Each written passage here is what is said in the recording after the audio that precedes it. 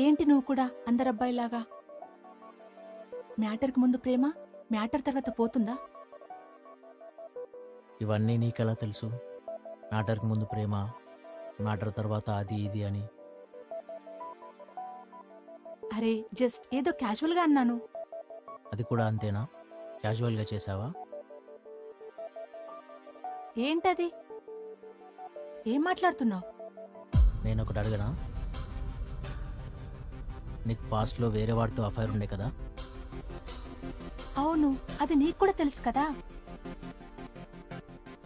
అది తెలుసు, మిగతా మ్యాటర్ తెలియదు కదా. ఏ Harish, please stop it nonsense. మ్యాటర్కి అడ్డు చెప్పనప్పుడు డౌట్ పడాల్సిందే. Harish, you are crossing limits. అవును అవును, నాకు లిమిట్స్ ఉన్నాయి. క్రాస్ చేస్తున్నా. నీకు అసలు లిమిట్సే లేవు కదా. అందుకే అప్పుడు వాడు, ఇప్పుడు నేను. Just enjoy. Stop it. నువ్వు డిస్టర్బ్డ్గా ఉన్నావు, ఏదేదో మాట్లాడుతున్నావు. Please stop it. అరే, ఒక అమ్మాయి అసలు ఒంటరిగా బాయ్ ఫ్రెండ్ నమ్మొచ్చిందంటే అన్నీ వాడేననే నమ్మకం. అసలు మ్యాటర్ ముందు మొదలు పెట్టిందే నువ్వు. నేను అడిగానా ముందేమైనా ఎక్స్పీరియన్స్ ఉందా ఇంత ఫాస్ట్గా ఉన్నావని? ఇదే మొదటిసారి అన్నప్పుడు నేను దగ్గర తీసుకుని ముద్దులాడాను.